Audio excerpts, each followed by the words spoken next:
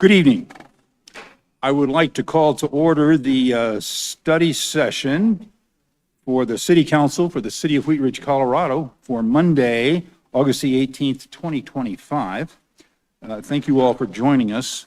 We have 5 items on our study session this evening. We have on item number 1, the 2025 private activity bond allocation.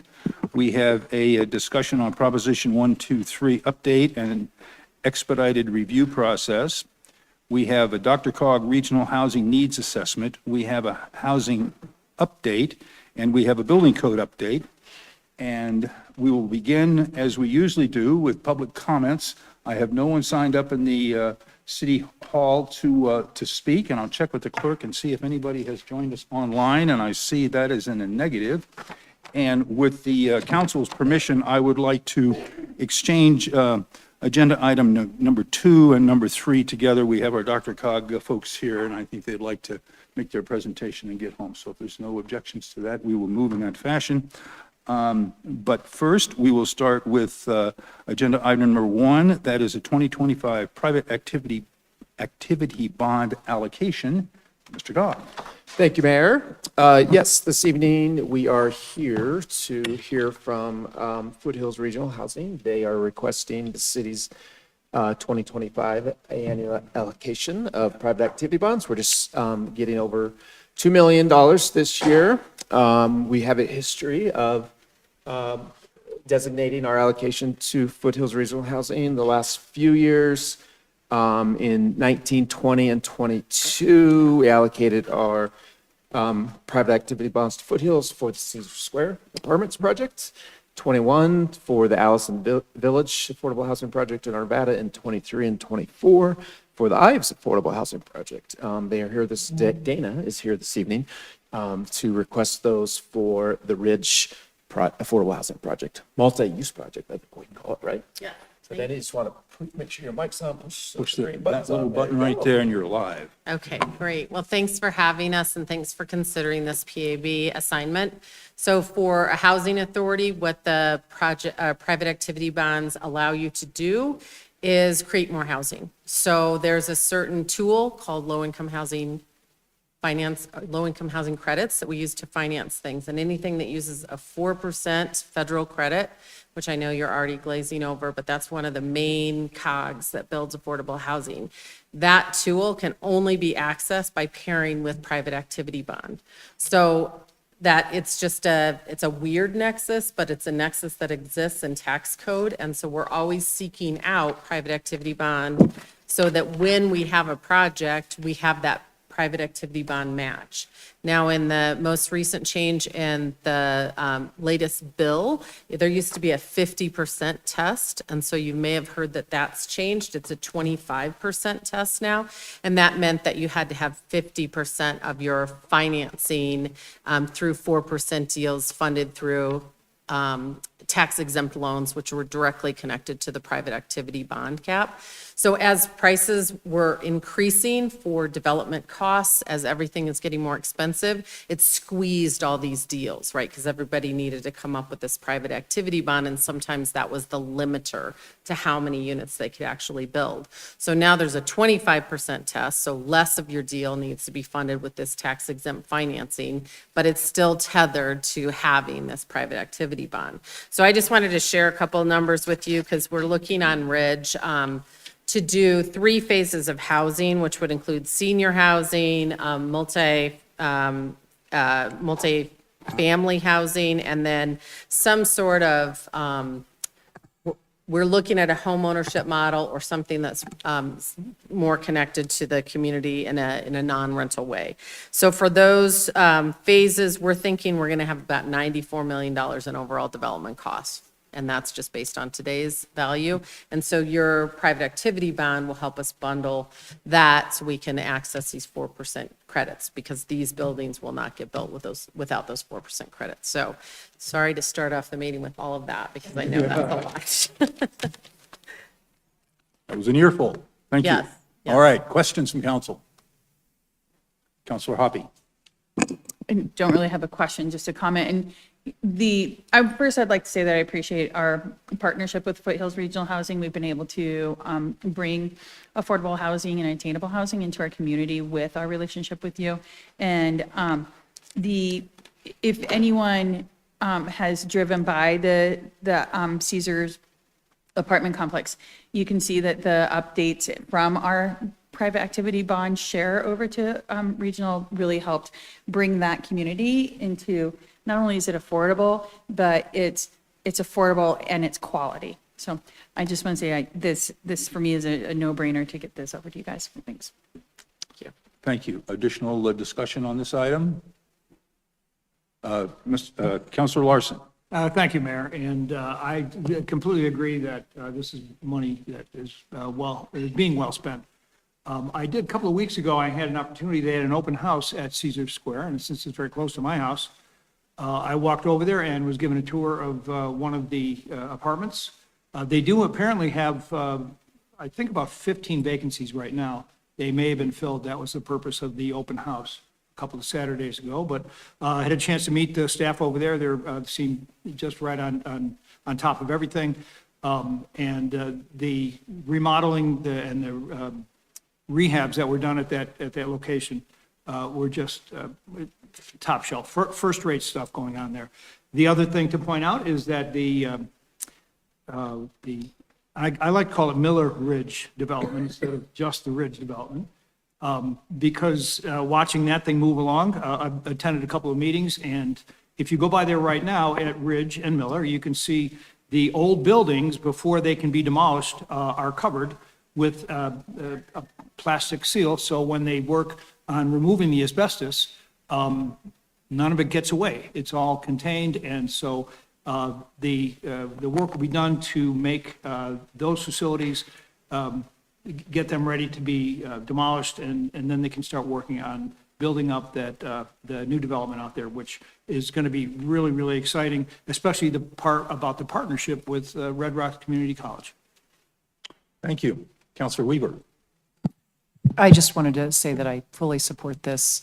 The Housing Authority has had just great explanations through the things we've been doing the last couple months, and I just wanted to highlight how helpful that's been, and I know that you'll continue to partner with sort of educating our Housing Authority as it becomes whatever it's going to be in the future. So thank you for that through this spring. You're welcome. It's great to work with such wonderful partners in your city. Thank you. Councilor Ohm. Thank you, Mayor. The one comment that you made, I just have a question on. You said home ownership, and traditionally has Foothills done ownership? I thought it was primarily renting. Yeah, we typically do not do it. We just felt like there might be an opportunity here to partner with somebody who knows what they're doing. So community land trust models, Habitat for Humanity, that kind of thing. So, you know, it's on the table. It's probably like the third phase of what we do, so that wouldn't lead. I would love to, in the future, hear just some updates on any home ownership opportunities and what kind of ideas you guys are thinking about. So please keep us informed. Thank you. Will do. Thank you. Councilor Ohm. Councilor Hulteen, excuse me. I know we look alike. Well, you're from the same district. Yeah, well, District 2. So thank you. I am very much in support of this. It's been a great partnership with you while I've been on council, and looking forward to seeing what that looks like next. My question for you is, are you approaching other jurisdictions for contributing towards this project? Yes, so we have an ask out to Arvada. We typically get Jefferson County's private activity bonds. So there are others. We can amass enough to make a difference. So yes, we kind of troll the entire county in order to build up enough to do these deals. Great. Yeah, just given its location, it's great to hear you're talking to Arvada as well.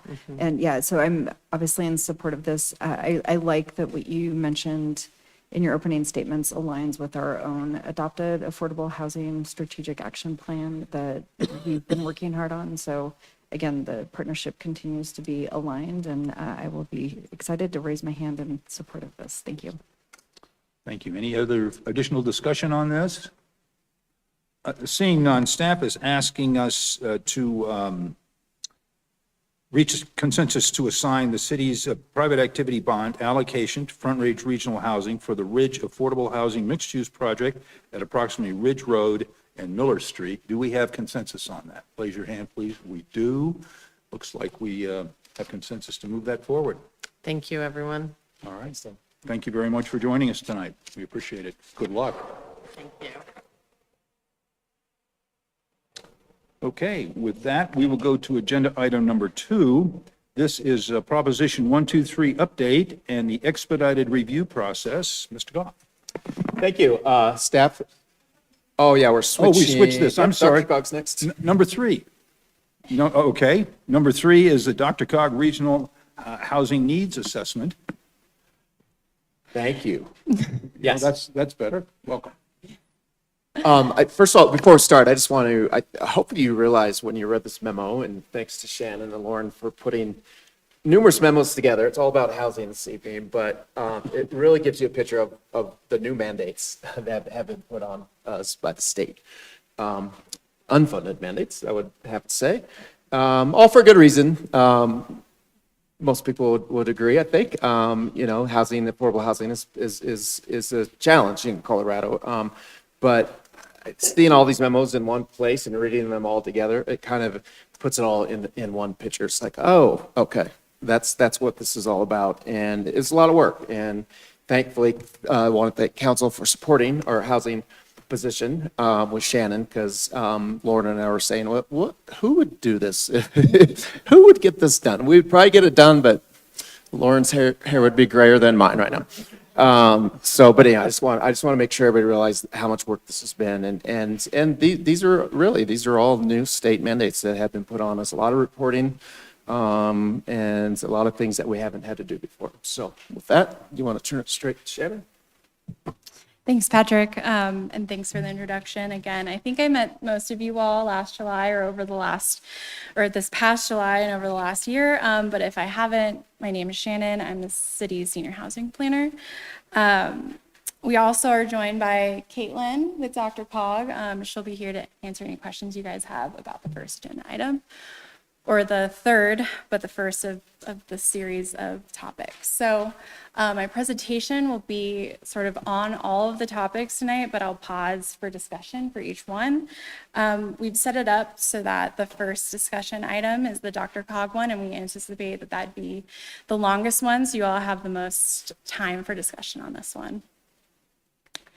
So the purpose of tonight's meeting is to discuss the two items, the Regional Housing Needs Assessment and Prop 123 expedited review for compliance with that. In addition, we're also providing an update on House Bill 241313, transit-oriented communities, and also looping back on a topic that was brought up in July for the Housing Fund and next steps for the Wheat Ridge Housing Authority.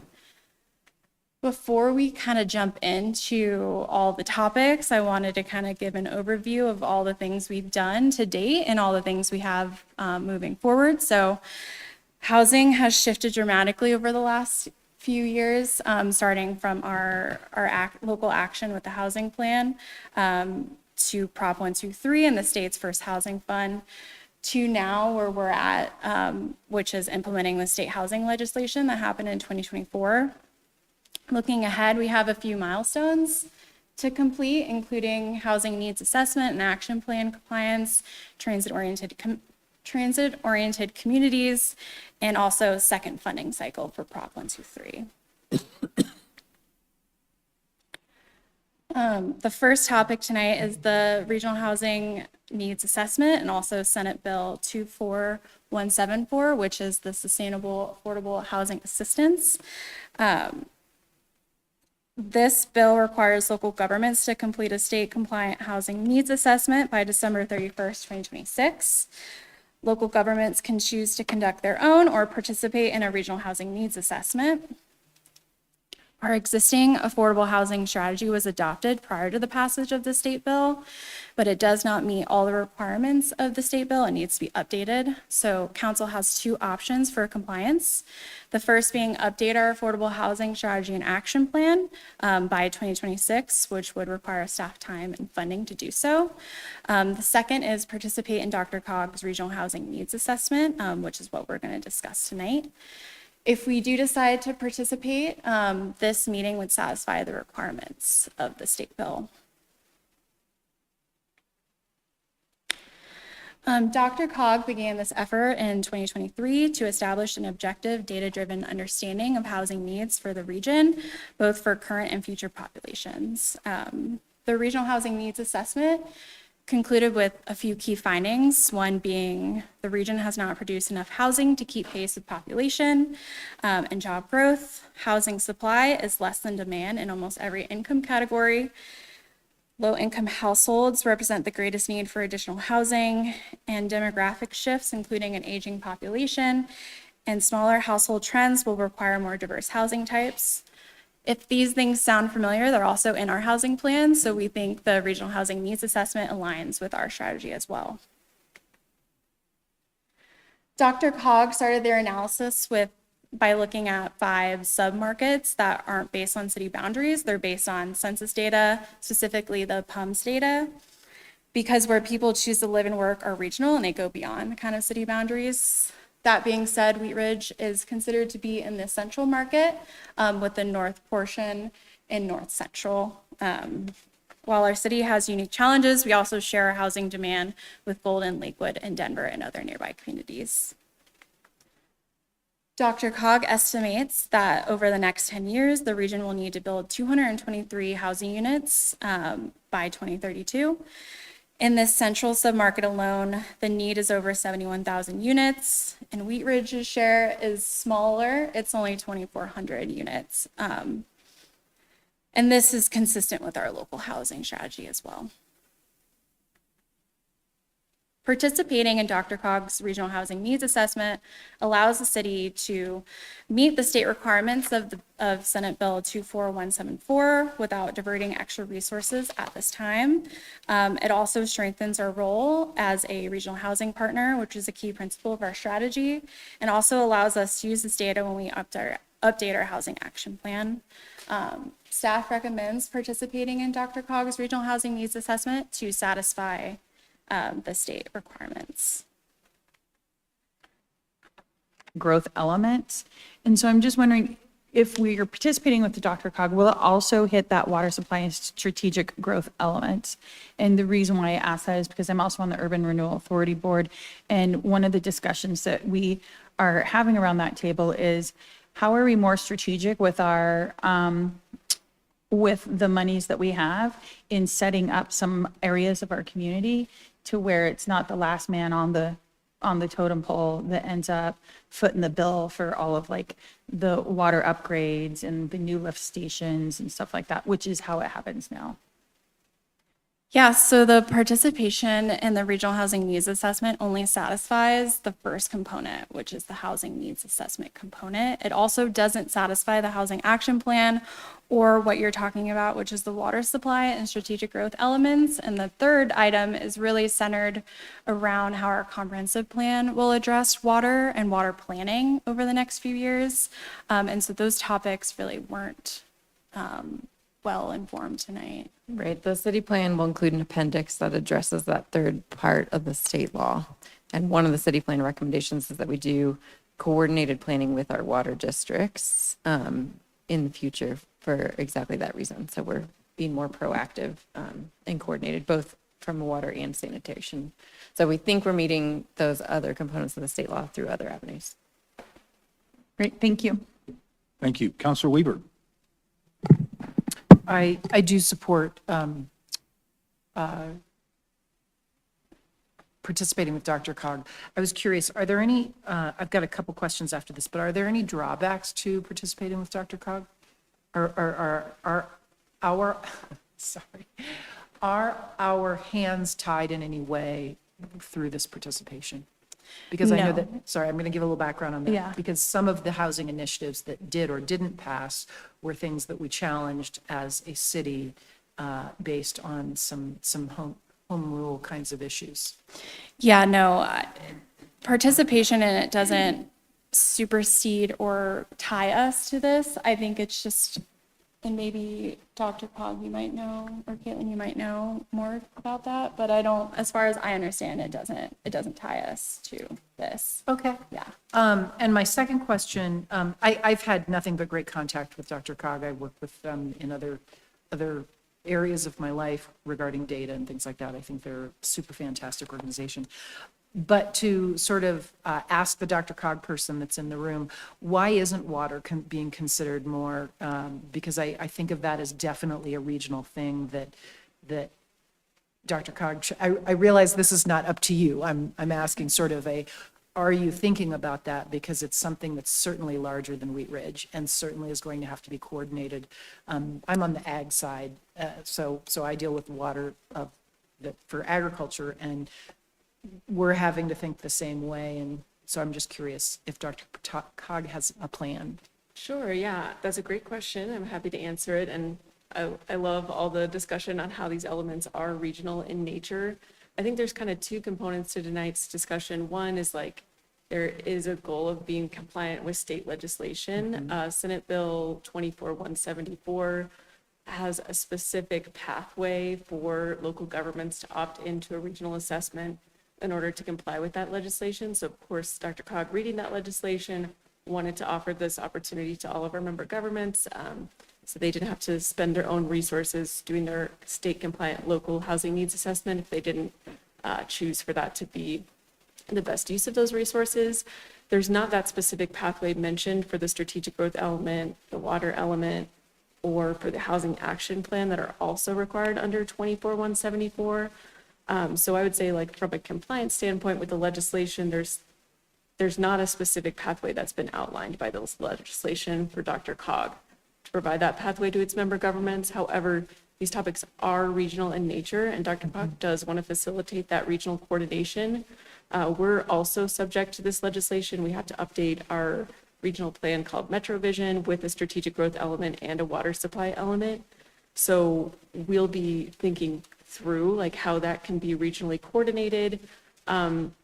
However, it's based on the legislation and Sure. the discretion of DOLA regarding, or Department of Local Affairs, regarding whether or not any components of. So we anything need to that's- push our legislators, basically. That really answers the question, because it sounds like it hasn't been sort of considered in this legislation, and it sounds like it really needs to be as another step. Thank you very much. Thank you. Counselor Ohm. Thank you, Mayor, and this is a really interesting subject. So on the, one question I had just is on the Exhibit 10, the regional submarket graphic that you had showed a slide, what? Yeah, it's on page 16 of that, where it says Exhibit 10, regional submarkets, and it's got the colors showing, I'm looking at right now, it's like, northwest and north central and central. The question I have is the southeast. Like, what was the methodology? Why not just east and south is my first question.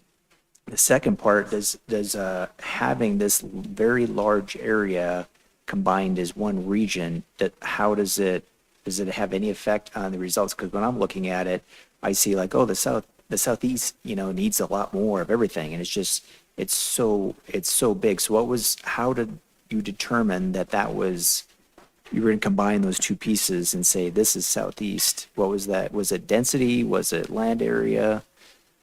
Yeah, that's a good question. So to calculate, yes. Can you hear me? Yeah. So as Shannon was describing, housing markets are regional. So to understand the regional housing need and how that looks like on a local level, the initial step was to calculate regional housing need for the full region, and then distribute that down to municipalities. As Shannon was mentioning, People make housing location decisions on things that cross jurisdictional boundaries, commute times, jobs, affordability levels, childcare. So the submarkets are based on data related to real world commute patterns and census data that reflect better how people make housing choices across the region. It's a methodology technique that's meant to take something from a regional scale and help distill it down more to a local scale. So it's just kind of that interim step from a technical analysis standpoint, rather than going completely from regional to local, that interim step to help guide the numbers in a more logical way. Okay, thank you. Thank you. Counselor Hulteen. Thank you, and thanks for coming tonight. I've been tracking this as it's been going through the DRCOG board and presentations. And just the complexity of it is mind-boggling. So I'm appreciative that Wheatridge has an opportunity to opt into this for compliance, because I'm just acutely aware from having been tracking it through DRCOG how hard it would be for us to try and do this.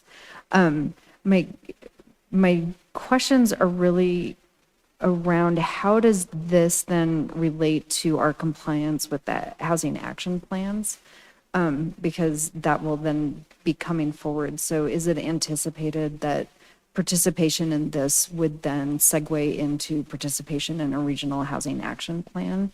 And then I'm just going to add my second question kind of within that, is that then how does that backflow into the city in terms of, do we then just amend our own action plan based off of DRCOG's findings and actions? So I'm just curious about sort of how this informs the next step, and then how those steps come back into our own work that we've done.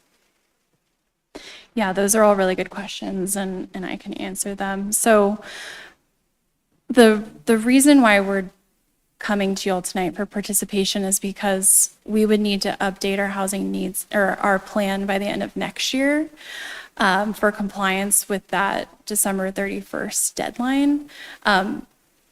After that, the housing action plan component is due January 1st, 2028. So they're kind of staggered. We don't know right now where our housing plan lands in terms of compliance with the housing action plan component. We anticipate that it might not meet the requirements, just as our housing needs doesn't.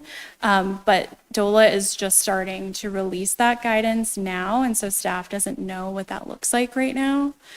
However, we do anticipate that by 2027, it might be beneficial for us to update that plan, just because the plan had a 5-year horizon as it was adopted, and that would align with the legislature deadlines. The other component is, to answer your first question, to go back to that, participation in this does not satisfy the housing action plan component. So regardless of our participation, we would still have to update the housing action plan and have our own that we implement. Okay, I guess maybe that was my question, was would DRCOG be doing a housing action plan, or would that be something that would be for each individual local jurisdiction to do? Yeah, DRCOG is doing a housing action plan, as far as I understand, but we would have to do our own anyway.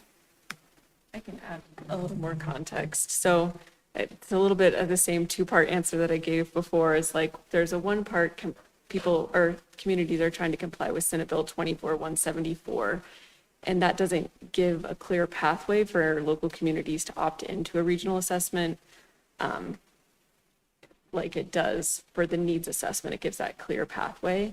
DRCOG is working on a regional housing strategy that is meant to harmonize all the housing efforts within local jurisdiction and understand how they're working on a regional system and what regionally coordinated efforts would support the housing landscape in the Denver region.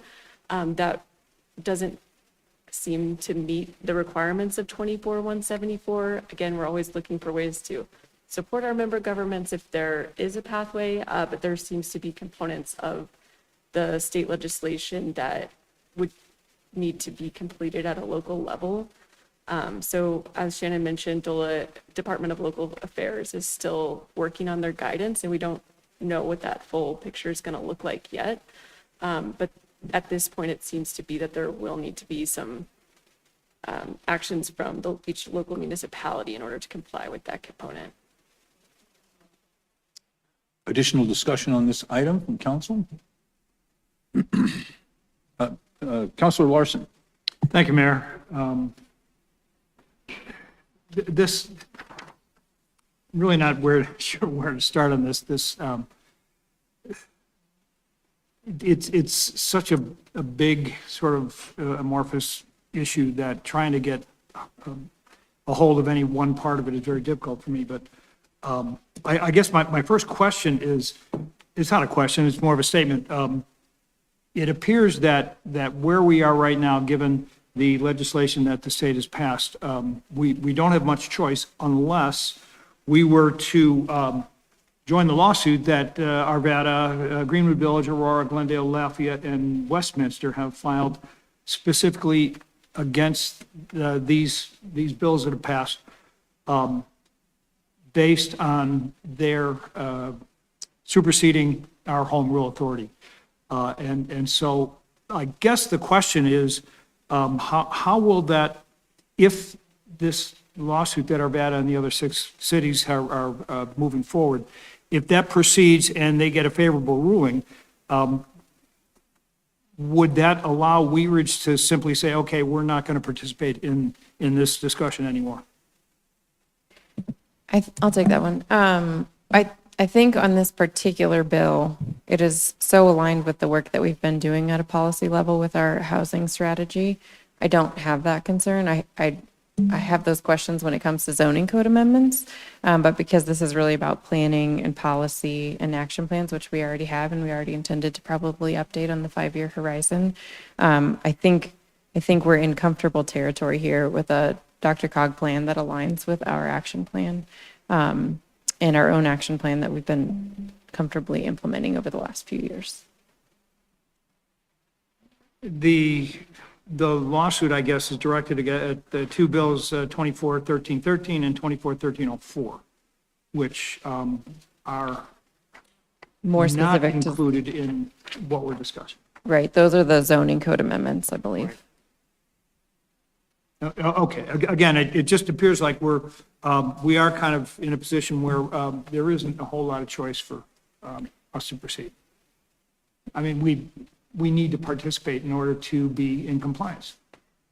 Yeah, this bill, I think, I can't remember now what the carrots and sticks are for all the different bills, but, you know, not all communities adopted a housing strategy. We were ahead of the curve on that. So we were mostly in compliance, but when they said, here's what that includes, DRCOG was ahead of the curve too. I think we'd all started our housing plans before the state law came into effect. So at this point, it's so nominal in terms of what we'd need to do to be in compliance. It felt like it aligned with the policy direction we've been receiving from this body all along. So it didn't feel like the one that we needed to question. Okay, thank you. Thank you. Additional discussion on this item? Staff has asked us a couple of questions. Number one, does council agree with staff's recommendation to participate in DRCOG's Regional Housing Needs Assessment for the purpose of complying with SB 24174? Do we have consensus on that? We have consensus. Thank you. And item number 2 is, if so, does council have any comments regarding the Regional Housing Needs Assessment that they would like to share with DRCOG in addition to what we've talked about? Councilor Hulteen? I have a question. It's kind of a big, broad question, given just sort of like the enormity of what's being discussed here. If that was a question we had, could we email it to our staff to pass along? Or are you asking for discussion now for us to come up with, if we have any questions? Well, it's never too late to provide a suggestion, I think, until it's published or whatever we do. DRCOG, we take a vote to stamp the report. But, I think if there are creative suggestions out there, that we've got a great staff at Dr. Cog, and they're always working on issues like this. So. Counselor Weaver? I would just like it noted that several of us brought up the water issue, and even though it's not mandated, it is something that needs to come from all directions to our legislators, that has to be part of a housing solution. Thanks. Thank you. Then on item number 2, do we have consensus on that?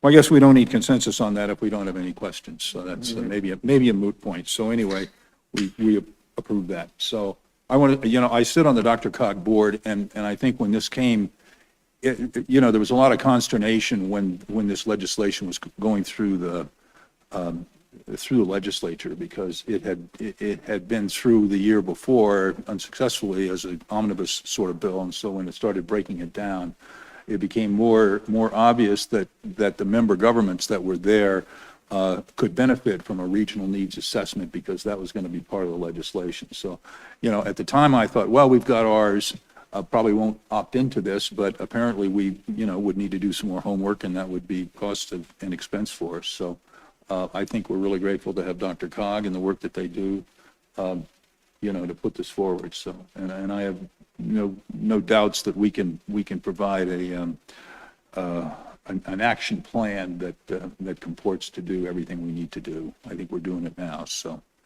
anyway, thank you for that discussion. Caitlin, thank you for being with us tonight. We appreciate it. Okay. So that takes care of item number 3. Now we're going to reverse ourselves and go back to item number 2. This is Proposition 123 update and an expedited review process. Mr. Gahn. Shannon. Thanks, Mayor. So into the second item of tonight, this is meant to be an informational update on where we're at, and also looking ahead to what we need to do if we want to participate in the second funding cycle. So in 2023, we made the commitment to build 218 affordable units by 2026. Right now, we're on track to build 98 units, just shy of our original commitment with the Ives 2 development.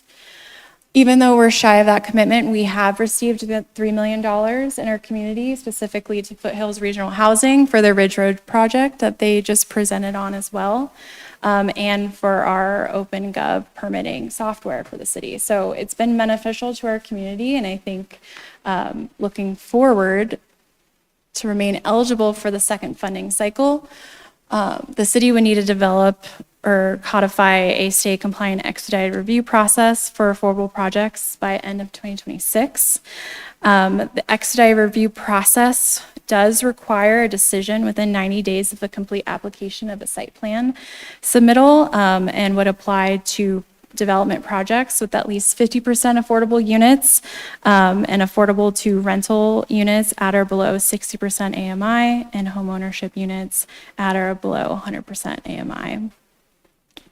The state is currently offering an early adoption incentive program for cities and local governments that codify an expedited review process early.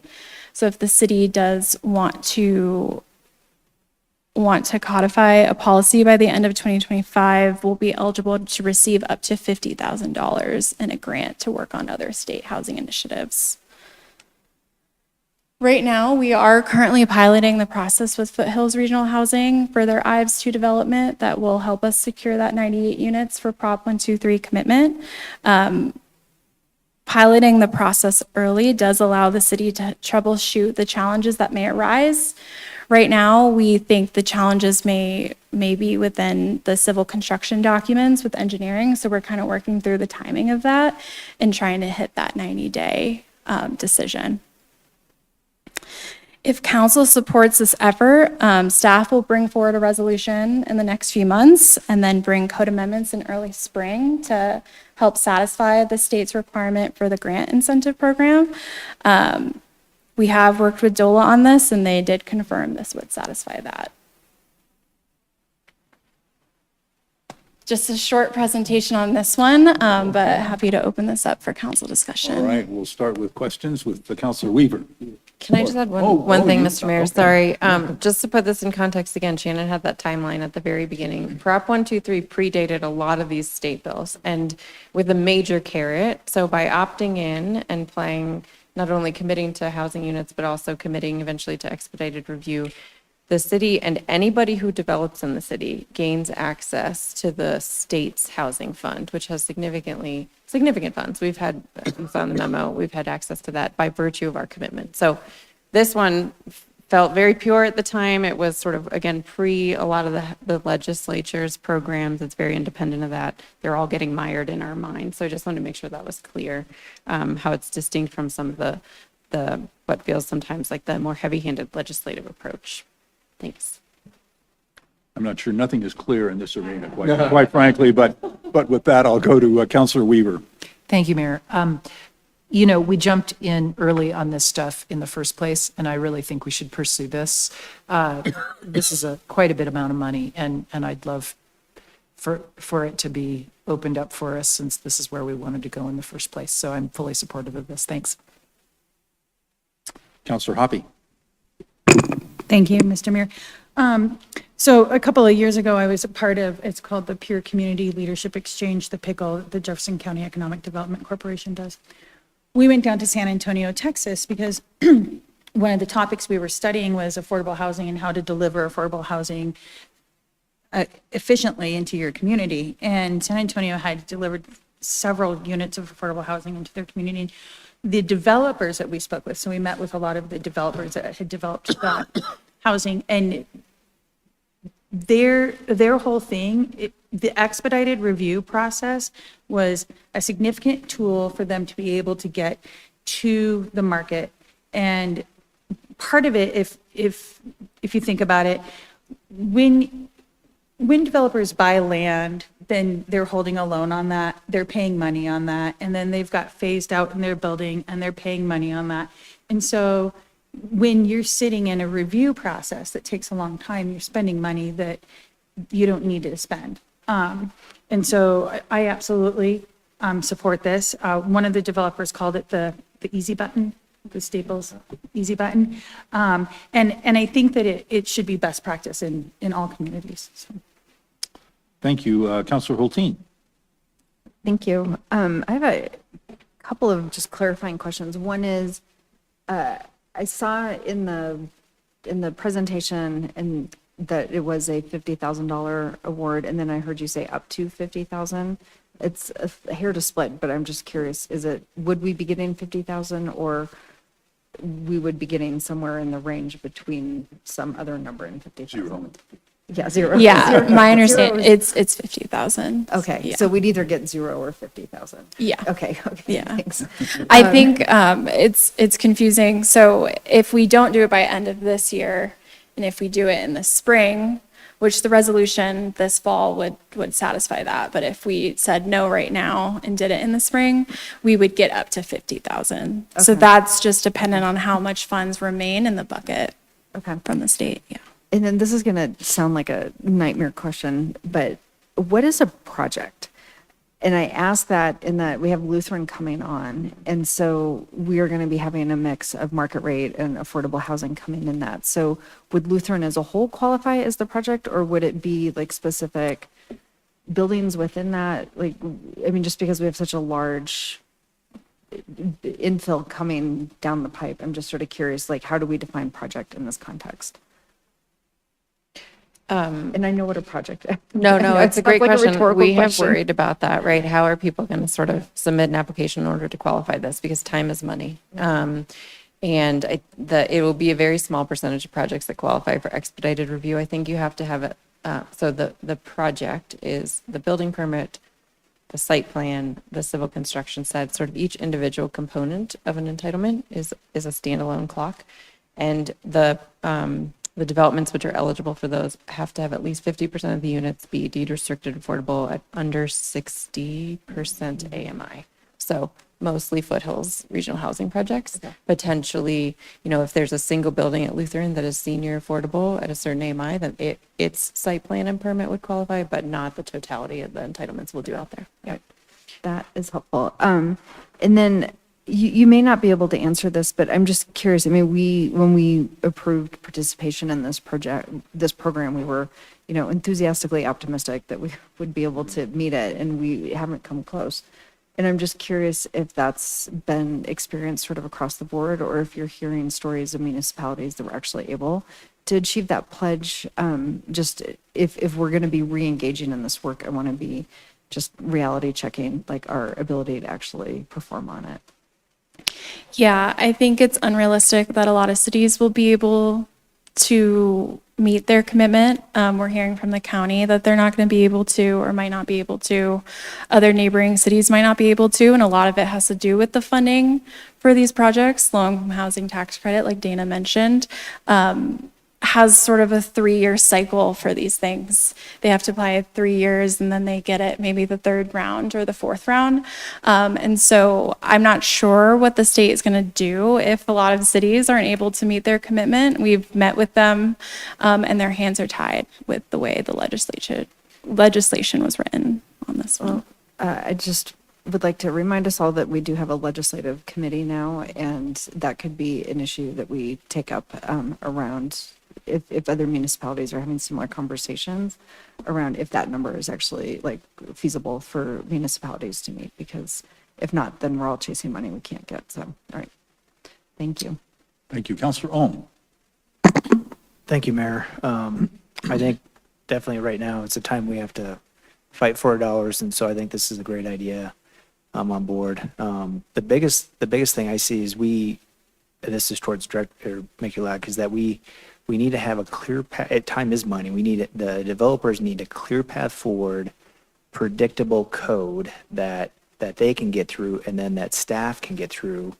And I want I guess assurances. I don't want to just dump this on staff and say, yeah, full steam ahead. And yes, legacy's coming up, and then we find ourselves in a pickle. And so, I guess is there a plan B? One, do you feel like staff, you have the capacity? And I know we're landlocked. And then B, is there the pressure relief valve where if you needed to, you could hire an outside consultant to help take some of that lift? I want to make sure that that I'm not dumping this on you and saying this is what we want, and then we're just stressing out staff. So that's my question and comments. Yeah, I appreciate you recognizing the impact it will have on our team. I think one of the silver linings of this is that it makes it a lot easier to say no to every other project who asks for expedited review, that we can only expedite affordable housing projects. Every single project asks to be bumped to the top of the queue. We quote projects right now 6 to 8 weeks. We're often getting comments back in 4 to 6 weeks. The reason for those timeframes is the volume of the queue, the size of our current staff, and frankly, infill development is complex. You are trying to meet grades on all sides of a project. It's the engineering part that takes the longest review by far. Landscaping, lighting, architecture, those are pretty quick. They're usually done in 2. It's the grading and the engineering. So we hopped on the idea of when we knew Foothills was going to have some projects before our obligatory deadline, we wanted to test this. We're a team of high performers that now has the new permit software, and it felt like a fun challenge. And then when there was a financial win for trying to test it early, I think our team's been really excited about it. It's also our developers who are challenged to.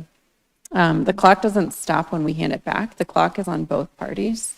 And so we've essentially created some framework by which we can bring an applicant and their engineers and team in and say, hey, if we're committing to 90 days, you are too. Pick the right engineer for this project. And so, I think it'll put a little bit of a strain on everyone, but I think it's achievable. And we're excited to test that here in the next, the runway that we have, 15 months or so before it's required. So we'll report back for sure. Counselor Snell. Thank you, Mayor. Just thinking ahead a little bit. First of all, I'm definitely in support of this, but thinking ahead a little bit, I was reading about the $50,000 if we implement the compliant process by the end of this year. And there's mention of helping with the cost of the housing linkage fee, the Nexus linkage fee. Is that something that we, like, if this goes ahead and we hit that milestone, we get to have input on? Or are there other things that we also could earmark that for in relation to this as well?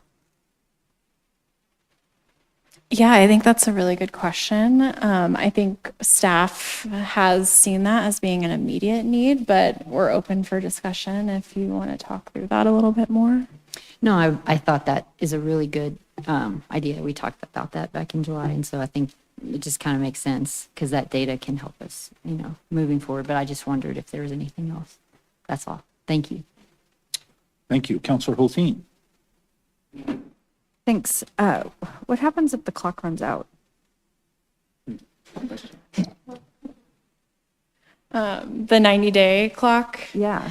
So I think that's the question of all questions, really. The 90-day is a decision. So leading up to that, part of my role will be to kind of monitor and coordinate and collaborate with both parties on this. And so I think there's going to be a lot of high touch points before that 90-day happens. But if at some point, whether it's 30 days or 60 days, we get there and we're not getting what we want from the applicant, or the city needs more time, there's two options that there's two options in the process.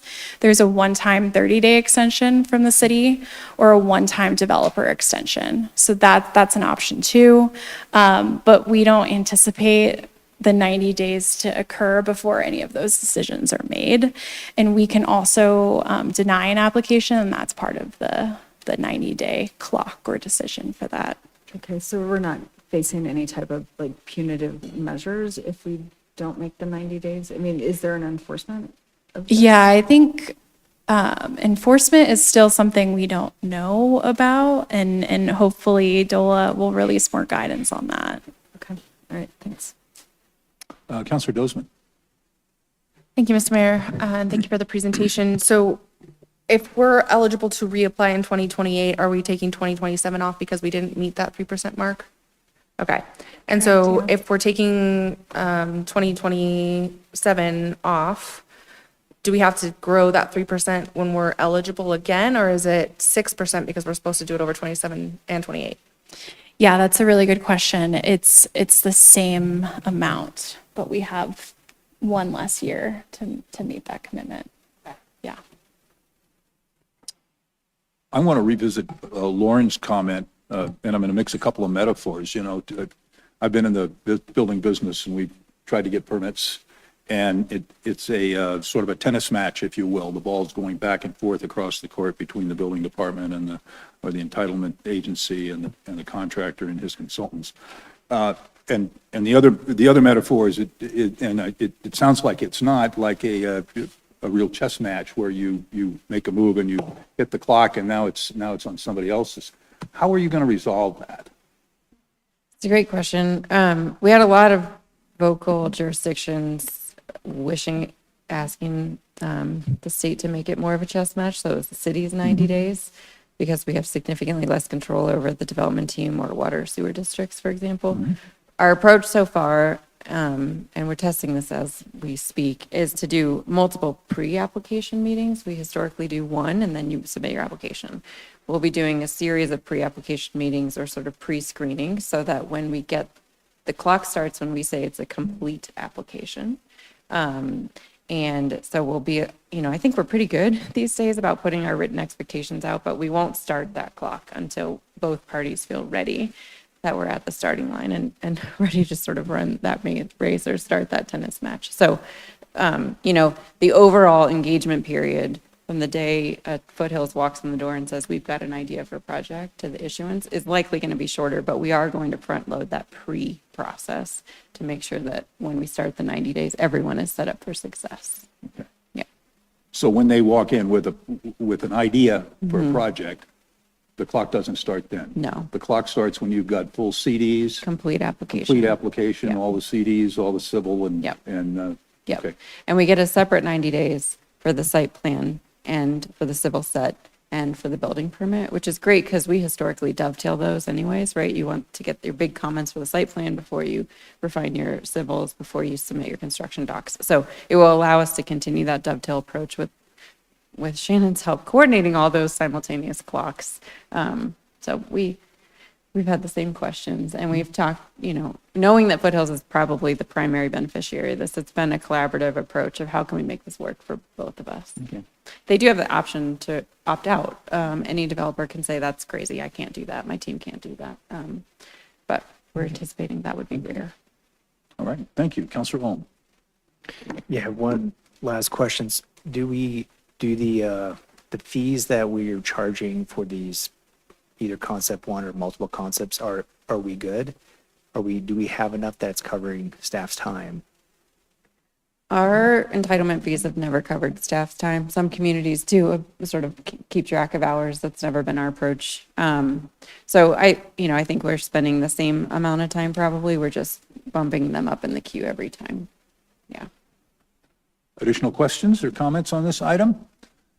Staff is recommending that we move forward with a resolution stating the city's intent to implement an expedited review policy for affordable projects by the end of 2025 to access early adoption incentive funds and maintain the eligibility for Prop 123 funding. Do we have consensus on that? We do.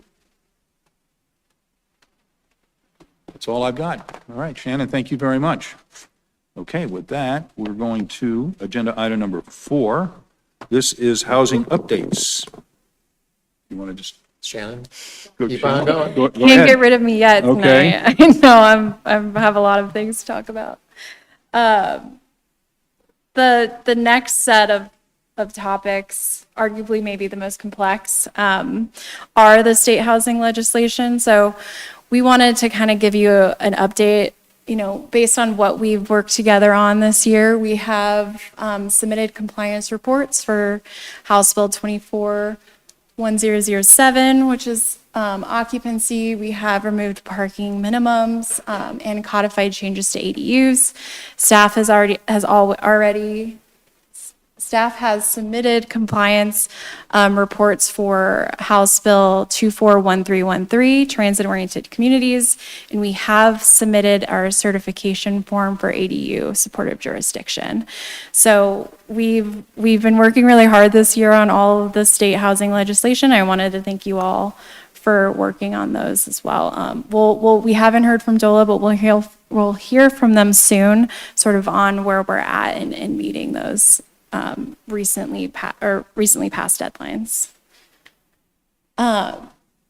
In March, we briefly introduced House Bill 241313, which is housing in transit-oriented communities. But at that time, there wasn't much known about that bill. Since then, DOLA has released a lot of resources and tools related to that bill and how cities can comply. So the intent of House Bill 241313 creates a category of local governments called transit-oriented communities and requires those communities to align local zoning with regional transit investments. There are several elements of the bill that require specific action and analysis. Because zoning regulations vary by city, the state has established a standardized formula with a minimum density of 40 dwelling units per acre in state-designated areas known as transit areas. The state has designated 5 areas in Wheat Ridge, shown on the map in purple. Those areas include Arvada Ridge, Ward Station, Wadsworth, Sheridan, Harlan, and which are all along high-frequency transit. In Wheat Ridge, we've long recognized that local zoning should align with regional transit, and over the last 10 to 15 years, we have updated our major corridors like Wadsworth Boulevard and Ward Station area to reflect that transit-oriented density. And so we believe, and we've worked with the state on these resources, but we believe that our past efforts have positioned us well for this new law, as staff does not anticipate any zoning changes are needed at this time. looking ahead, the next report is not due until the end of next year, and full compliance is not required until end of 2027. So right now, the bill is really complex. It has a lot of elements, like transit areas, transit centers, zoning capacities, and all these things that are hard to kind of understand and digest. But I think we wanted to come to council with an update that we don't anticipate making any zoning changes in order to comply with that bill. And we think it's important to inform you guys of that. We'll know by the end of next year whether we need to make any changes, but we've been working with the state on that. And then our final topic is just about the housing fund. We wanted to kind of close the loop on this topic that was brought up in July as a way to follow up on it. Staff understands that this is an important topic for council and the implementation of the housing plan, and we want to explore this topic with you all further in 2026. That discussion will include a look into the uses for the housing fund based on recommendations from our housing plan, including gap financing for affordable projects, NOAA preservation program, ADUs, or first-time home buyers. We'd also like to re-engage the Wheat Ridge Housing Authority to play a more active role in shaping housing policy for the city, whether in its current form or in a new advisory capacity. And this kind of wanted to look back on the timeline again and just reflect on all the stuff we have talked about tonight, including all the state housing legislation, regional, local, and statewide housing initiatives. We'll return early next year to discuss those housing fund uses, the Nexus study, and any updates for the state housing legislation. Questions from council? Councilor Hulteen. Thanks. If you could go back a slide. I realize that I'm registering a thought well in advance of 2026.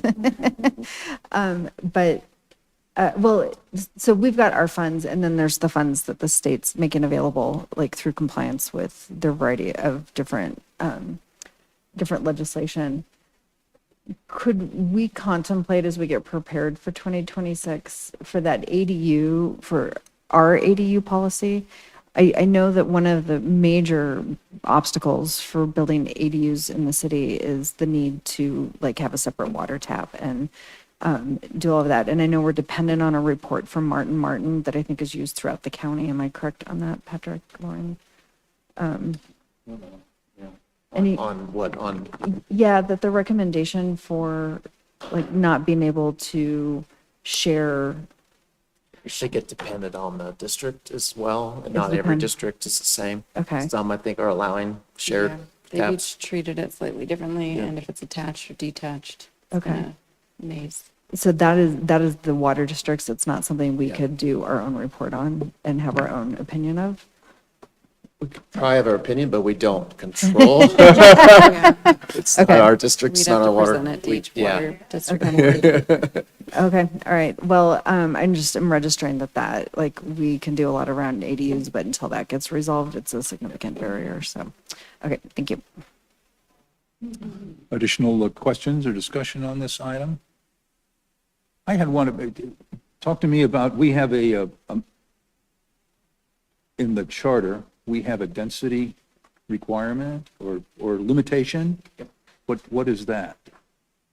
The charter density cap is 21 units per acre in any area not exempted from that cap. So part of the reason we're compliant with the TOC is because voters in 2009-ish exempted Wadsworth and the train station area from that charter cap. So that helps tremendously in our compliance with that bill.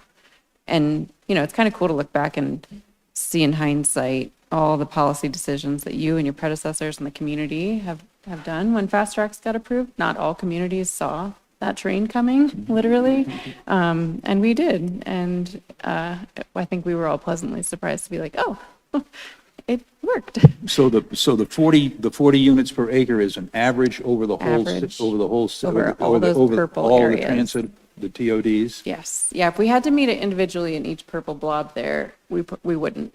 But because we have the exempted areas on WADS and by the train station. Okay. In total, we do. So we can just really pack those. like nobody's business. Okay? Excellent. Any additional discussion on this item? I don't believe we need to make any decisions on this one. Update. Just an update, so, thank you very much. Shannon, thank you. Is that? Thank you. Are you getting off the stage now? Is that? Done. Oh, I think my. I'm Well, done. Yeah, You did thanks, you did a great sir. job, so, that's great. Okay, thank you very much. So that takes us to agenda item number 5, which is the building code update section.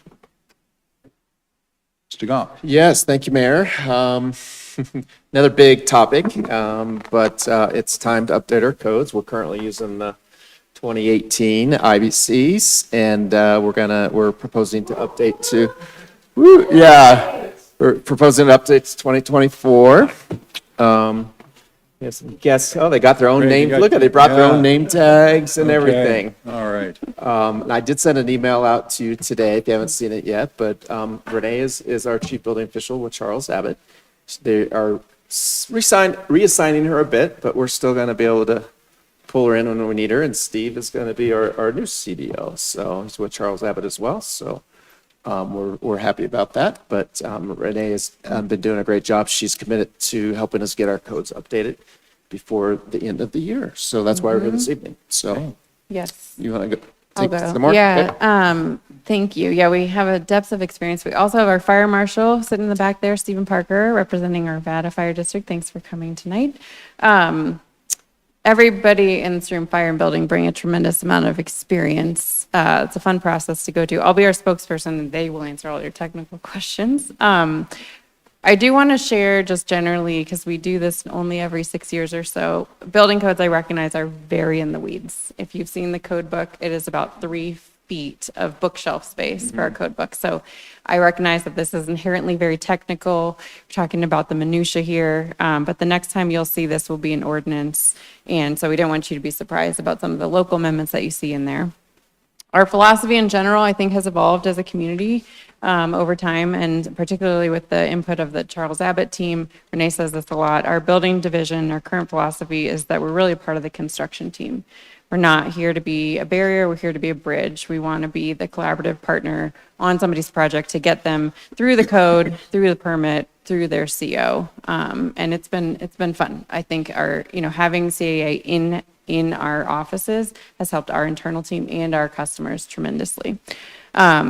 So the purpose, obviously, tonight is to proceed with adapting codes to get your feedback on fire sprinklers specifically, and then sort of the batch of other local amendments that we're making.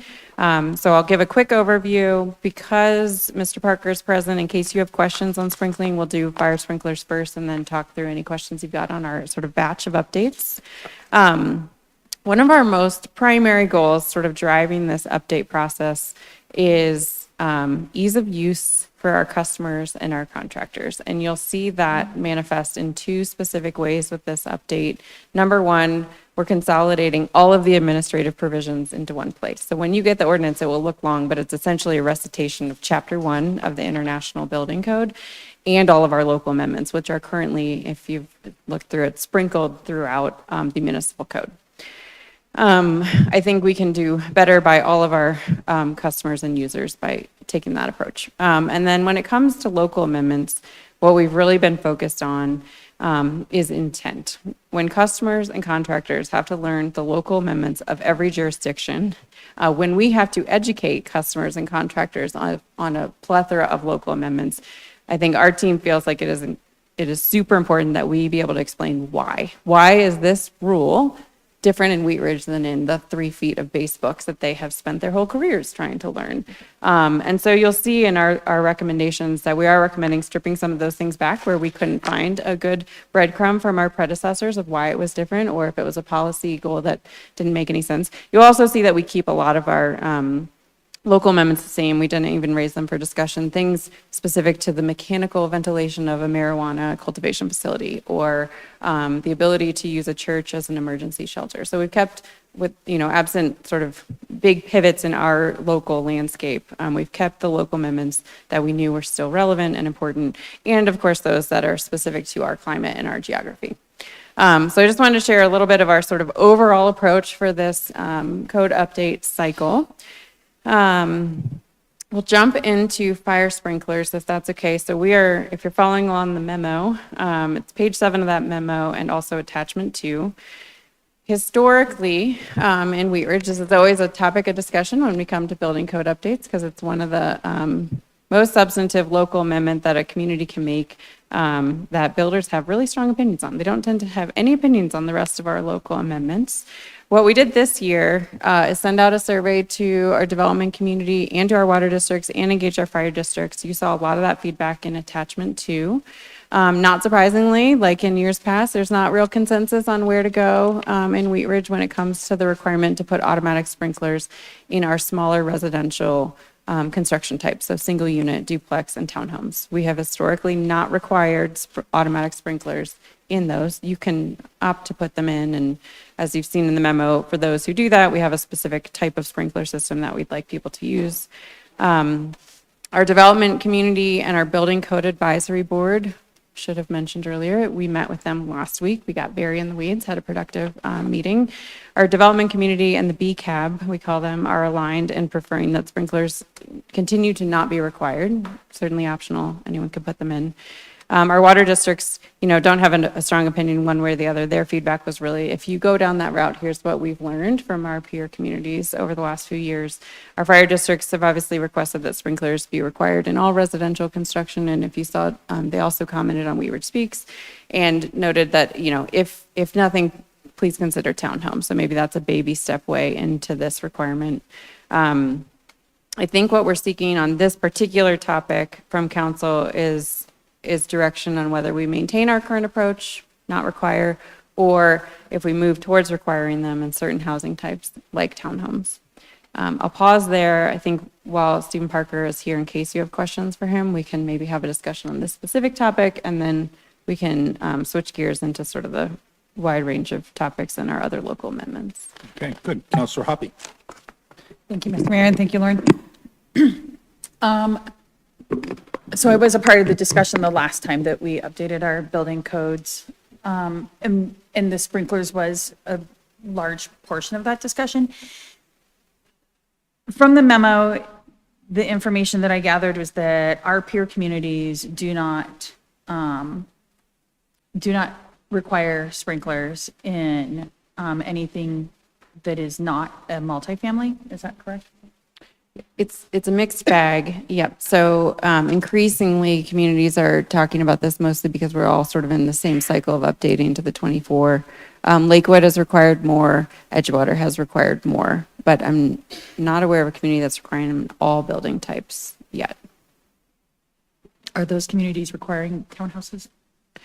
Lakewood is. I'm looking at Stephen because he's got experience on this now.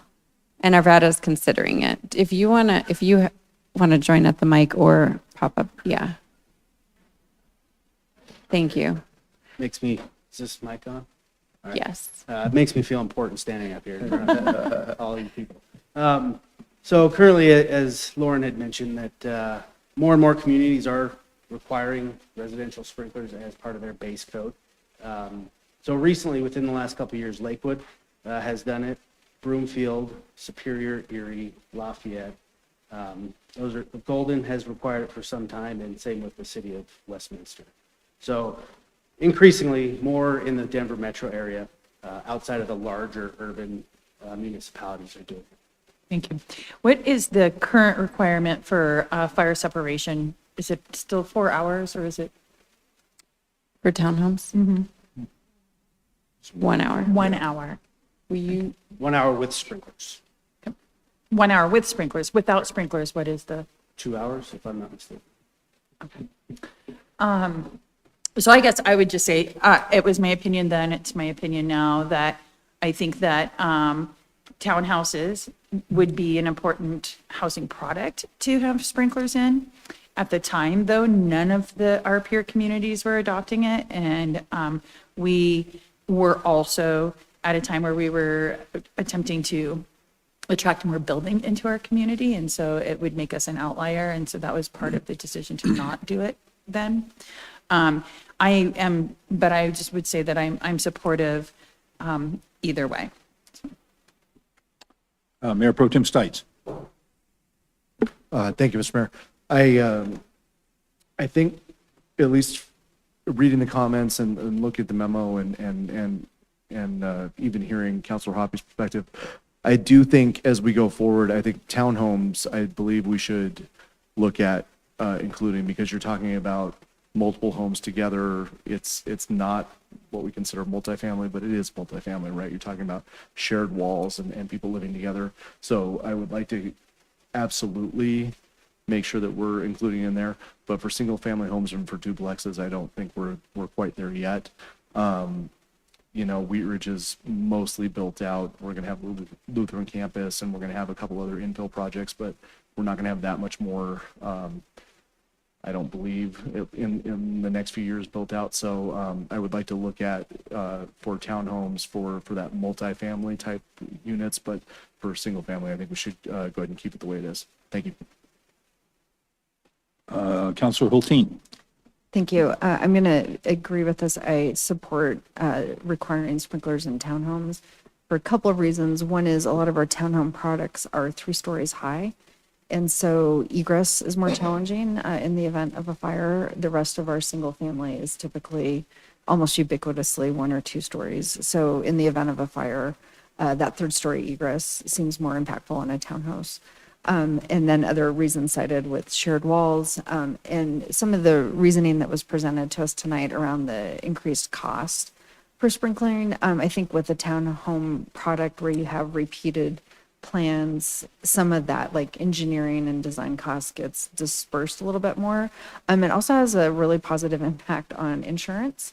So while there might be some higher upfront housing costs, it actually over time in insurance can turn out to be a cost savings. So those are my reasons.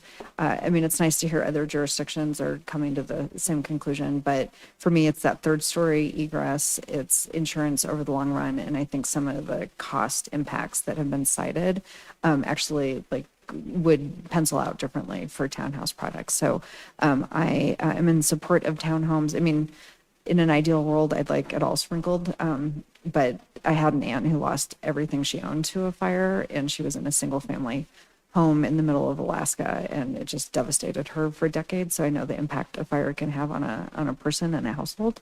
But right now I'm comfortable and would strongly recommend doing the townhomes. Thank you. Councilor Rome. Thank you, Mayor. A couple questions. One, Director Michalak, what is the smallest mention in any zone, any type of building we have between like that and another building? You know, just real roughly.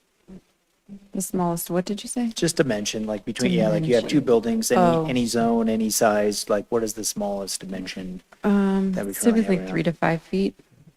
Okay, and then. Well, it's 3 to 5 feet to the property line, so To you're the property talking line. 6 to 10 feet between buildings. You can get all the way to the property line if you fire rate walls and have no windows and stuff, but typically I say you're seeing between 6 and 10 feet between buildings. I'm definitely in favor of the townhomes, of having sprinklers in those. The one question I have, so this is for new construction. Correct. How would it ever affect ADUs? You know, somebody, no? Okay, thank you. Thank you. I'm sorry, I should qualify, unless the ADU is more than 150 feet away from where the fire truck can park, because that's how long the hoses are, right? I knew you were looking at me. Nailed it. You've listened to us enough. Councilor Weaver. Thanks. This is something I live in fear of all the time because I live in a 100-year-old building, and I wish very much that I could retrofit it with sprinklers. And so I'm not going to die in this ditch. She got to use the train pun, so I'm going to use the water pun. But I do think we should think about ADUs because they are close buildings. You know, because as I sort of retrofit the farm to think about some of these are things that I know just have to go if I were to ever want to create an ADU or something like that. So like I said, I'm not going to push it, but I think it's very soon that we should consider ADUs and even duplexes anytime there's a shared wall or closeness. Because I just want to remind everybody, we are in a corridor of dry spaces, and even though there's water in those dry spaces, fire can come down that so quickly. And we basically have veins every couple blocks in our community that a fire could quickly get through into the urban area of Wheat Ridge. So anyway, but I'm definitely supportive of the townhouse and all of that, townhouses and all of that. Thanks. If I could respond to that comment too, because I mentioned something in the staff report, but very much in passing. There is a state law about wildland urban interface. It's called the WUI. And that draft state code, the Wildland Urban Interface Code, has only just recently been released. So we will be coming back to building code and to council in partnership with our fire districts to understand, because of the Greenbelt corridor, what code we may need to adopt or amend specifically related to wildfire, which is, not often what can, sprinkles don't always help with wildfires, but we are working on that as a separate parallel track. So the code amendment that we're talking about tonight, and you'll see in October, we'll still have a couple more topics we'll need to come and discuss as a group. Councillor Snell. Thank you, Mayor. Just a question clarifying, our neighboring jurisdictions, do they have across the board requirements, or is it just townhomes, or is it just something else? The ones that I listed, it's wholesale. All of them. Detached, single family, duplex, and townhomes. Got it, okay. But there are some communities that do it based on townhomes as a starting point and then expand that. I don't recall any that just have townhomes currently, but that's just off of my recollection right now. Sure, that's great, thank you. So I would definitely agree with adding townhomes, and I appreciate Councilor Weaver's take on this. I do feel like we've seen too many communities that have just been ravaged by fire really close to us. So I would be in favor of discussing adding more later, but I will definitely support adding townhomes to this right now. Thank you. Mayor Pro Tem Stites. Thank you, Mr. Mayor. Councilor Weaver's question brought up a question for me as well. Sometimes when you update your house, you hit a threshold where you have to update your electric, or you have to hit a certain, so if we wholesale decided to do this and somebody was remodeling their house, would they then have to add sprinklers, or would that, or is that not included?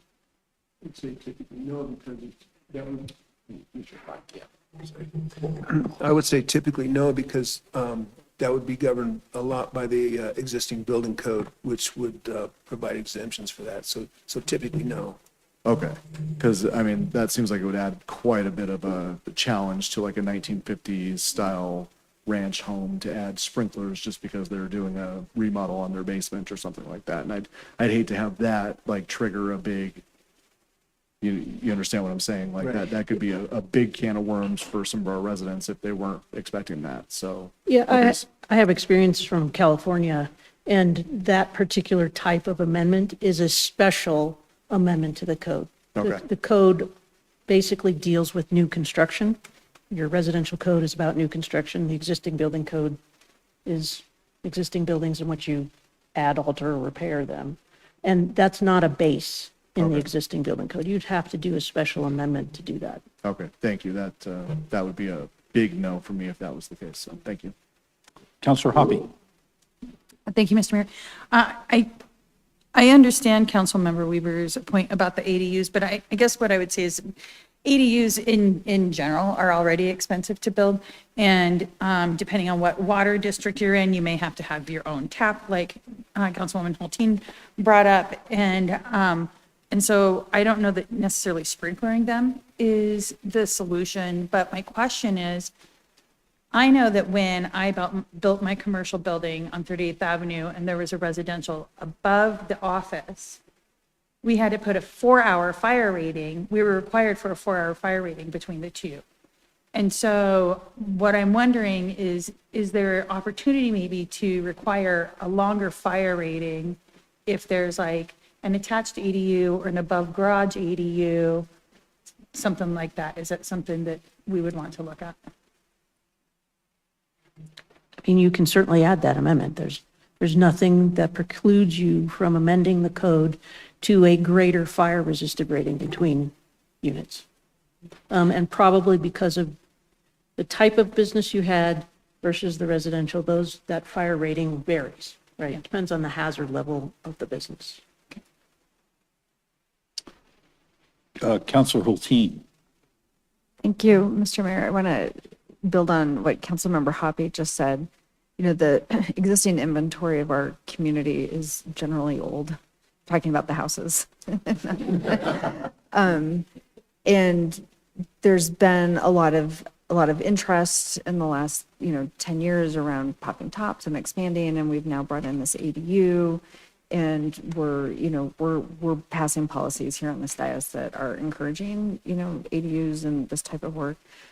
So I am intrigued by the idea of if you're doing new construction, so not an existing duplex, but if you are creating an ADU through attachment around increasing that firewall separation, because I think we're a community that is ripe for that. And I anticipate we will be seeing more of that type of ADU. We'll be seeing home construction investment with like the attached ADUs. So I would be interested in what that could look like. Instead of sprinkling, but the firewall.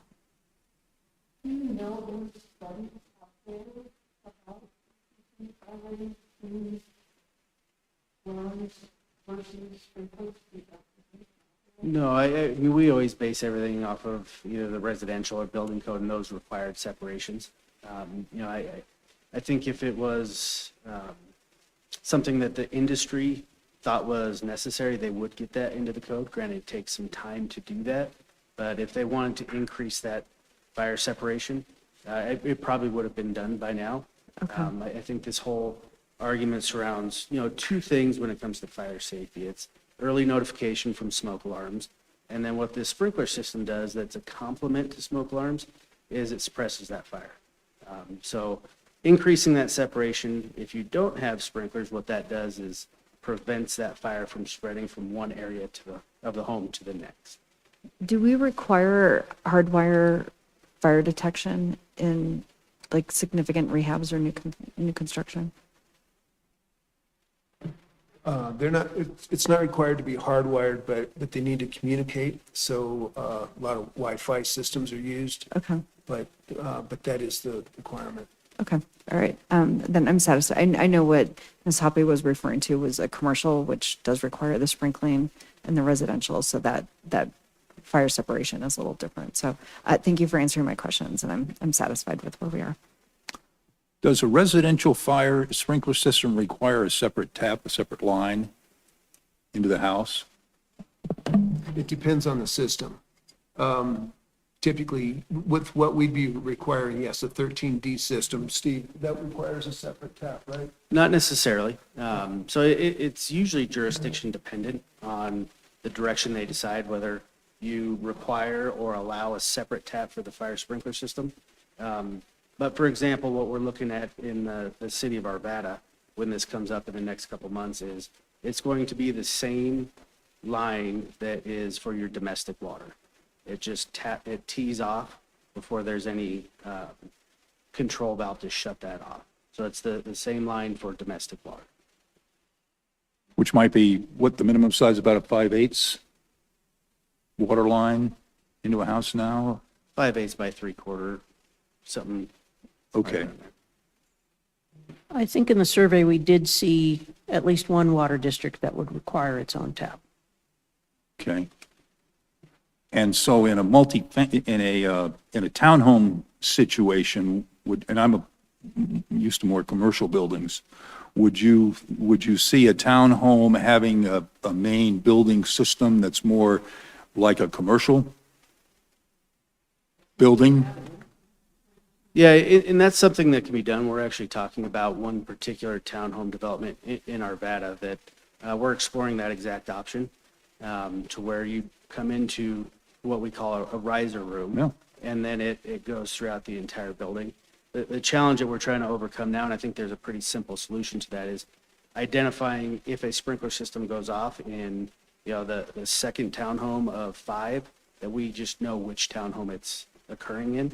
And that's all stuff that can be done, by the fire sprinkler designers in conjunction with the building and fire departments. So that can be done. But that obviously would require a larger tap, a separate tap into the main to provide the volume that you're going to need to. Right, and it would have to be engineered to determine what that size Right. is. And typically, the tap fees when you come to the fire sprinkler systems are a little bit different, the way that I understand it for, as opposed to domestic use, because you're not getting a lot of that wastewater coming off of it. It's as needed. Thank you. Additional discussion on this item? Mr. Larson? Thank you, Mayor. And like so many other things that I'm learning as a member of this council, this is one that is very, very complex, and we've got very good arguments on both sides. We hear from the fire departments about fire safety, and that's obviously very important.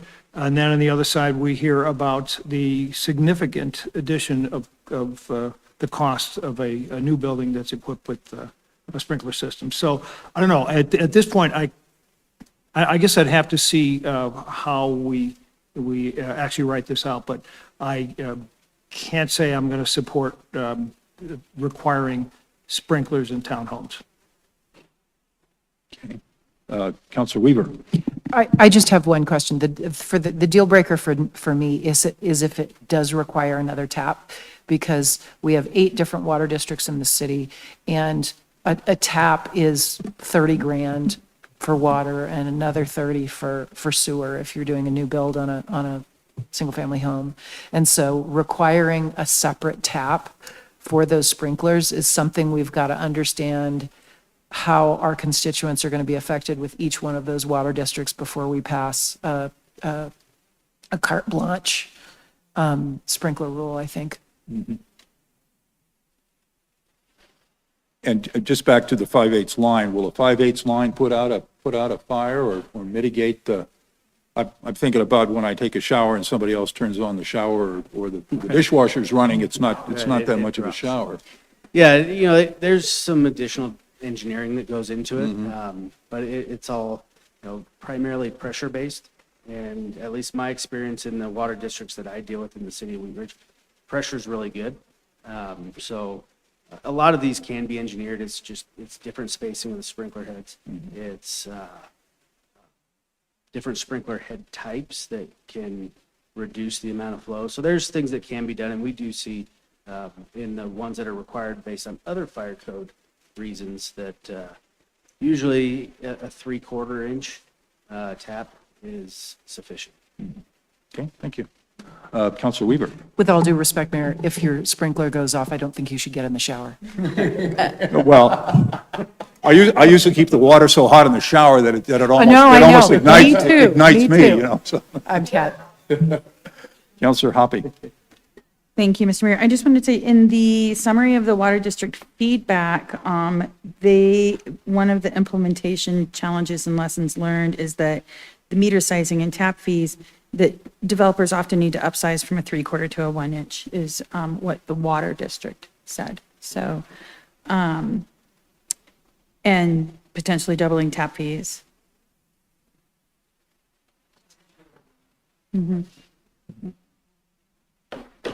If there is consensus to add townhomes, one of the things that we would do, based in large part from the developer feedback, is have that be a delayed applicability, so it wouldn't go into effect January 1 with the rest of the code. And a big part of that, well, there are a couple big parts of that. Number one, we have some water districts that haven't dealt with this at all. So Valley has some experience, Con Mutual has the most experience, Wheat Ridge Water has no experience. So we need some time to work with our water districts so that we understand they understand and we understand what their requirements will be. And I also think it's appropriate to allow our townhome developers and buyers to anticipate that cost. So I want them to have a longer runway. So once we get to that point, if there is consensus, just know that our intent is to have that be a longer implementation period. Have you had discussions with the development community about this item? Yes, we heard from I think we sent it to a dozen and heard from maybe 8 or so. I'm forgetting now what I put in that survey feedback. I think what I appreciated about the developer feedback, it wasn't hell no. It's measured, significantly more measured than 6 years ago when we asked for feedback. I think in part because they're seeing that requirement increasingly in peer communities. They acknowledge that there's other, there are some townhomes that put sprinklers in because of other site planning advantages in terms of height, fire access, and setbacks. But certainly tap fees, predictability for home buyers, maintenance of the systems, and costs were the themes that we've heard from them before and that they raised again. So I think folks are understanding of how to implement those requirements because they're seeing them more frequently. And, we thought the delayed implementation was a really good strategy, And do we have any evidence or information about the impact on insurance premiums if you put in a system? It's been a mixed bag. We had one member from our building code advisory board call his insurance provider and say, what would my premium be if I had it or not in a single detached? It wasn't a huge difference. I think insurance is hard. It's just a difficult industry right now. So yes, generally the consensus is you may see some savings. Insurance is a consideration on our timeline for this overall adoption because we think having the 24 code by January may see some savings. So it's been hard to find a firm number, I think it's fair to say. But yes, I don't think it hurts. Thank you. Additional discussion?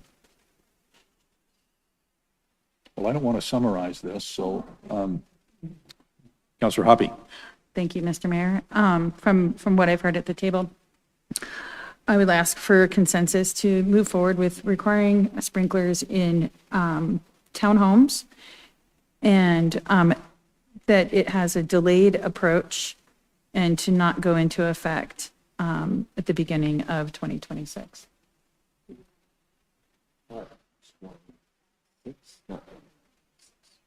And that we utilize the 13D systems in our code.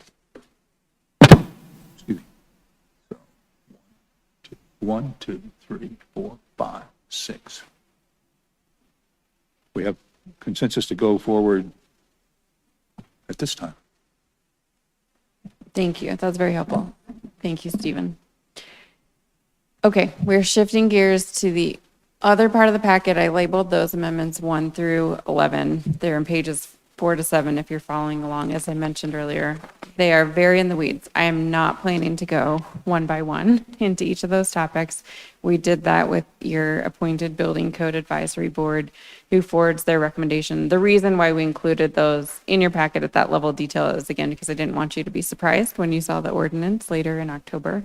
I do want to highlight one of the amendments, number 4, which talks about valuation, because some of you have gotten emails from your constituents about building permit fees. And one of the things that we've really struggled with in our building code, particularly with all these bits and pieces spread throughout different books and chapters, is how to explain to a customer how we calculate the building fees.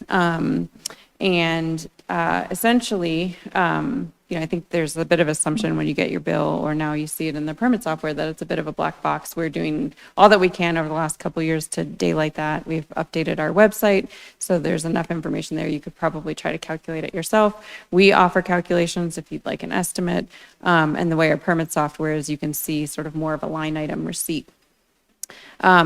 Valuation is a fundamental premise of how a building permit is calculated. And it's so baked into how permit fees are calculated that it's not defined anywhere. So you'll see that, I think it's which one is it? Top of page 5, we're proposing to add a definition of valuation, which essentially is a term we use to refer to the market value of both labor and materials in a project. The ICC, the International Code Council, twice a year actually publishes tables that sets the values the cost of construction for different construction types. We know that those are not real costs. I forget what the number is. Yes, it's not truly the market value, but they set standardized values. The idea being that when somebody comes in for, say, 1,000 square foot residential remodel, it's the same in both 1,000 square foot residential remodels. Now, if a customer gives us their own valuation and it's higher, our code compels us to take the higher of the two, but it's, again, trying to create some equity. It comes up the most often, the confusion comes up the most often with homeowner permits, where they think because they're doing the labor, their permit fee should be less. Our experience and many communities' experience is that actually homeowners permits require significantly more staff time because we're often doing more re-inspections, and that's okay.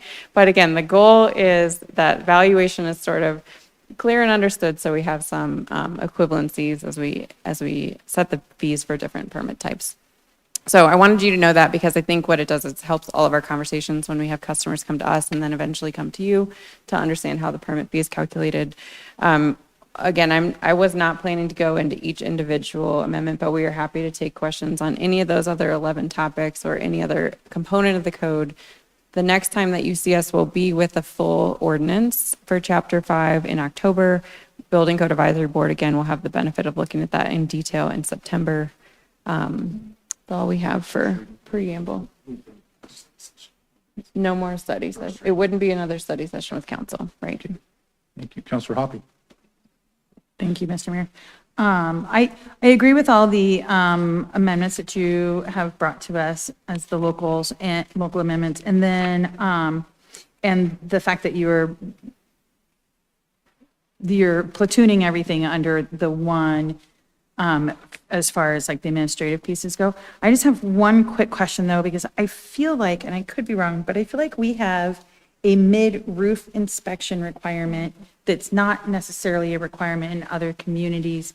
And I didn't see any conversation around that. Not that I disagree with it, I'm just asking, are we keeping it? Yeah. Or modifying it, or just, we're not doing anything to it, that's why it's not in here under the amendments? Do you want to speak to that? We are keeping mid-roof inspections. I don't remember that it was in there, but maybe it was. We went through so many, it's Yeah. hard to tell Yeah, each one. But if it is an amendment, we're keeping it. Great, thank you. Counselor Weaver. I have no problem with any of the suggestions. I just wanted to thank you both. You guys run a code party like none other. And no, I really do appreciate that because your expertise is needed, and just thank you for your time.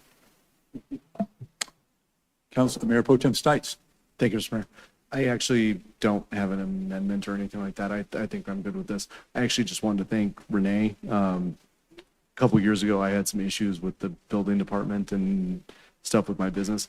I have gotten nothing but compliments from business owners and people in the city of Wheat Ridge who have tried to open a business and do inspections and stuff since Charles Abbott took over. And I think you're a big part of that. So I just wanted to thank you for bringing some process and some civility to how all that goes. So I really thank you guys for helping us as a city to make sure that our businesses and stuff can get open a lot faster. So thank you.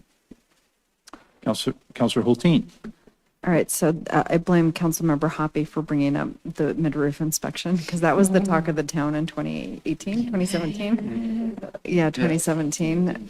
Yeah, it was like all we talked about on Facebook, was leaving ladders out. Is there anything else in our code that's kind of unique like that, that like really stands out? I mean, I'm not questioning the cleanup. I'm actually totally fine, but that was at a time that this very unique thing in Wheat Ridge was very well known and very frustrating to a lot of roofing contractors. Do we have any other sort of like standout, we've been talking about embracing the quirky around here. Do we have anything else that's like really uniquely Wheat Ridge that you can think of that like we encounter a lot? Or is the mid-roof inspection? Not that we the only encounter a one? lot, and I can say in all of the Charles Abbott cities, they do mid-roof inspections, so it's not totally uncommon. I'm not sure. We had a lot of out-of-state roofing contractors fled to Colorado as a result of that hailstorm, and our final assessment was that it was likely more, the feedback wasn't as much coming from our local contractors. Yeah, I'm grateful for it because I was in real estate for 18 years and, attended a lot of inspections, and there's a lot that's unknown during the roofing process. So I think I'm really glad that that's staying, so. I mean, the ice and water barrier portion of the mid-roof inspection is so critical here because of the snow and dry rot on your eaves and stuff. So that's the only time we can see that. So that's why it's super, super important. And the ice and water barrier is in the code. So the only way for us to see that would be at a mid-roof inspection. So I think probably right. It was probably a lot of out-of-state contractors, and they just wanted to put that roof on and go to the next Yeah, house. they complained to the homeowners who had no idea, and then they complained on Facebook. Okay, thank you for all of your work on this. I can only imagine how much work it's been, and thank you also for a memo that was like pretty straightforward and easy to get through. Lauren, do we collect sales tax, use tax when we issue the permit? Yes, We do. yes. And is there, and how do we calculate how much use tax is on there? It's 3.5, let's see, it's the permit valuation times 60% times 3.5%. It's 3.5% on 60% of the valuation. And- So if your permit was $100,000, Right. you'd pay 3.5% on $60,000. 60. And do we have some good data that supports this, the 60/40 split of labor to materials? Well, tax and licensing came up with the use tax percentage, so I'm not sure how that was I calculated. mean, that's a general rule of thumb. A lot of places use 60/40, that. 50/50, in that range. I've seen some cities are 50/50, Really? but yeah, not all, but. Yeah, you raised a good question. So our building permit fees, we typically update or sort of review in the budget cycle. So you see a couple new fees when we come to you with the budget. We did do a review of all communities' building permits, and we are in the range. We're not the high end. We are maybe in the like third quartile, just above 50%. So we didn't change a lot of our fees as part of the budget cycle because I think we're in the right ballpark. And and I'm thinking particularly of homeowners when they pull the fee and they're going to go to Home Depot to buy their stuff and they're going to pay use tax at Home Depot. Is there a way for them to recover that double taxation? Yes, yeah. We can issue a use tax certificate that they can sort of present at Home Depot. We do that for some bigger projects, or they can come back after the fact. Okay, with their receipts and say, I paid this. Yeah. Okay, thank you.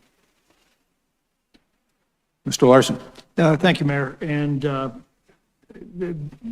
this all is very interesting. I think I'd probably classify the amount of information I don't know about building codes in the 3-foot book. Yeah, that would fit in there. I guess my concern is that that enough people are aware of what we're doing, what we're changing, and some of the things we're going to do. People that do know about building codes and people that have experience with this sort of thing, that they have an opportunity or even the understanding that Wheat Ridge is changing our building code, and that by the time it comes to council again in the form of an ordinance, that we will have had enough people with the expertise have an opportunity to look at them and decide if there's, if it just makes sense. Yeah. I guess that's kind of, is there enough time from when we introduce this? Will there be enough time for people to review what we're actually doing? Yes, good question. So whenever we do a code update like this, we come up with a communication plan. You know, because we don't have a state building code, you know, in California, the state adopts the code and all contractors are under the same cycle. Our contractors, for better or worse, are used to working under different code books in every city that they work in. The 24 codes came out about a year ago, and so we're not on the cutting edge of this.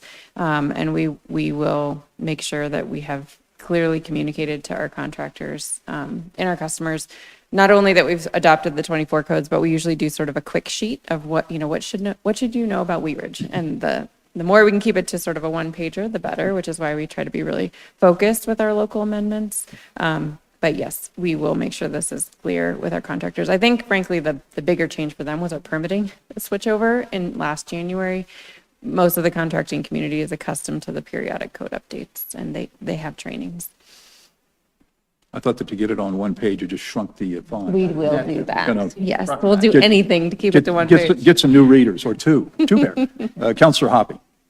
Thank you, Mr. Mayor. I just wanted to ask, Lauren, our testing municipalities around us, Denver, Boulder, Aurora, have they all gone to the 2024s yet?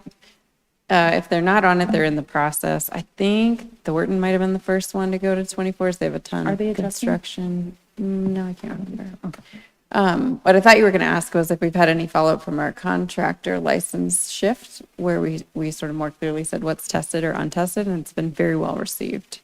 It's more simple to navigate, it's more predictable, so that's been positive. That was another big communication push we had with our contractors. Yeah, I asked just to address Councilmember Larson's concern, so Wheat Ridge we don't test our contractors for them to get their license in Wheat Ridge, but they do have to test in Aurora, Boulder, Denver, and we accept that. And that's a lot of the smaller municipalities that do that. But our Building Code Advisory Board, we have professionals in the industry on that board. So we have an architect, we have a builder, we have an engineer, and so they're the ones that like really reviewed it with the planning staff before it came to us. All right, additional discussion on this item? Do we have consensus to move all of these items forward? We do, okay. Thank you all. you. Thank you for joining us. We appreciate it. Great discussion. Thanks so much for putting this together. Okay, that concludes the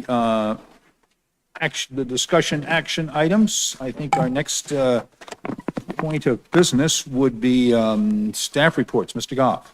I think that's enough from staff this evening. Thank you. Okay. We've probably heard enough from our elected officials too, but I'll open it up for elected officials' reports.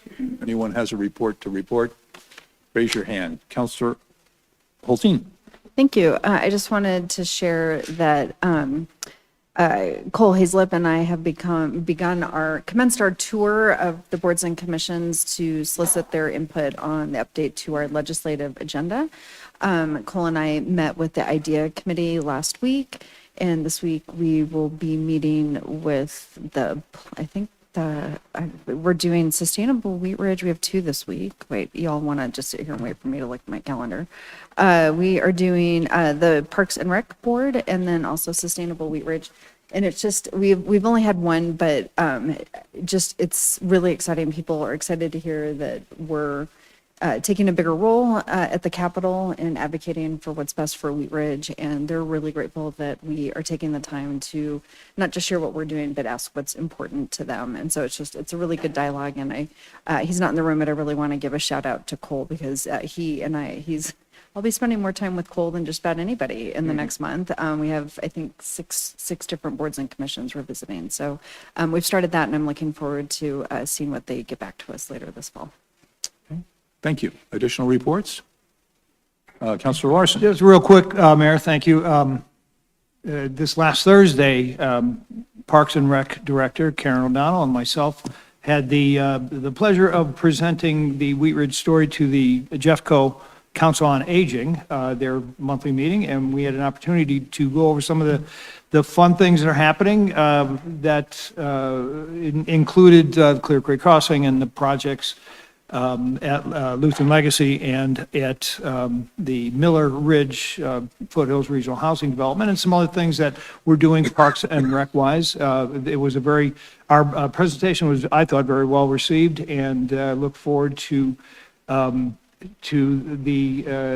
next time we have an opportunity to meet with the Jeffco Council on Aging. Thanks. Okay, thank you. Additional reports? Hearing none, we will be back here next Monday night on the 25th, I think it is, for a regular council meeting. And so if there's no more business to come before us, we will stand adjourned. Everyone, please drive safely and slowly through our city and get home safely and securely. Thank you.